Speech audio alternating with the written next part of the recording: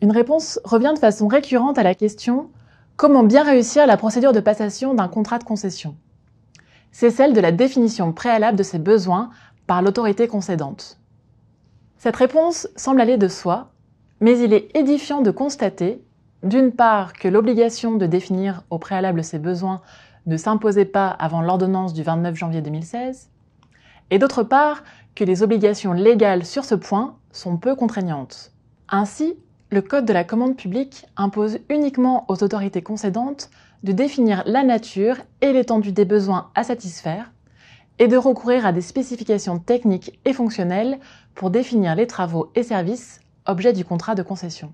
De façon étonnante, le Code de la commande publique n'impose pas la réalisation d'études préalables sur les différents modes possibles de réalisation du projet ou sur la soutenabilité de ce dernier, alors même qu'une telle obligation existe par exemple pour les marchés de partenariat, qui sont des contrats assez similaires aux concessions. Or, la réalisation de telles études semble être dans les faits une étape préalable et nécessaire pour garantir le succès de la concession, que ce soit lors de sa passation ou de son exécution. Il existe néanmoins pour les collectivités territoriales uniquement l'obligation de rédiger un rapport associé à la délibération autorisant le recours à la délégation de service public. Ce rapport n'est pas l'équivalent d'une étude de comparaison des modes de réalisation ou de soutenabilité du projet, mais il permet au moins de définir un certain nombre d'éléments nécessaires.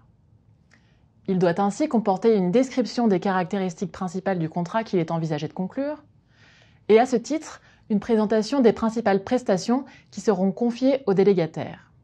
L'autorité doit pouvoir répondre à un certain nombre de questions avant le lancement de la procédure de passation de la concession. En premier lieu, l'autorité concédante est-elle suffisamment éclairée sur ses propres besoins ainsi que sur ceux des usagers?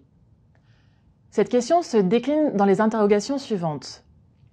Connaît-elle le besoin des usagers, notamment au travers d'études locales sur l'état des services publics locaux? Par exemple, une commune sans piscine alors que les habitants et les écoles en font la demande. Connaît-elle les opérateurs du secteur? Ou bien connaît-elle bien les marchés sur lesquels les opérateurs sont présents? Et notamment, connaît-elle le degré de concurrence dans ce secteur? Ou bien, la réponse à ces besoins existe-t-elle sur le marché? Et encore, sait-elle si les opérateurs vont répondre à sa consultation et si oui, combien? Deuxièmement, une autre question importante, l'autorité concédante a-t-elle déterminé les principales caractéristiques techniques, fonctionnelles et économiques de son projet? C'est-à-dire concrètement, connaît-elle le périmètre des activités à concéder, travaux, services, activités annexes? Connaît-elle le dimensionnement des ouvrages ou des services à rendre? Par exemple la surface, ou pour les déchets, le nombre de tonnes de déchets à traiter. Connaît-elle le montant de son projet? Peut-elle le financer en tout ou partie? Est-il susceptible de donner lieu au paiement de redevances par les usagers? Le projet est-il rentable? Enfin, la dernière série de questions doit permettre de répondre à la question suivante.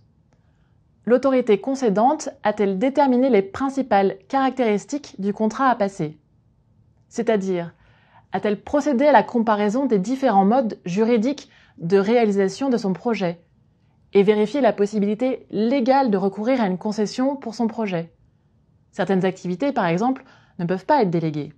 A-t-elle choisi la procédure pour passer la concession?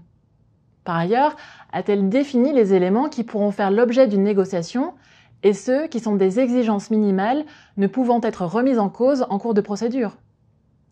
A-t-elle défini les critères de sélection des candidats ou des offres?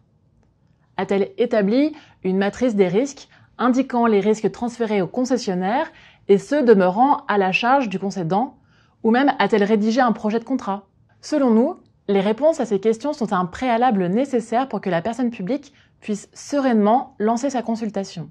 Cet exercice peut sembler laborieux, mais les risques liés à une mauvaise définition de ses besoins par l'autorité concédante sont tels qu'il est souvent préférable de perdre du temps en phase amont que de devoir recommencer intégralement la procédure de passation.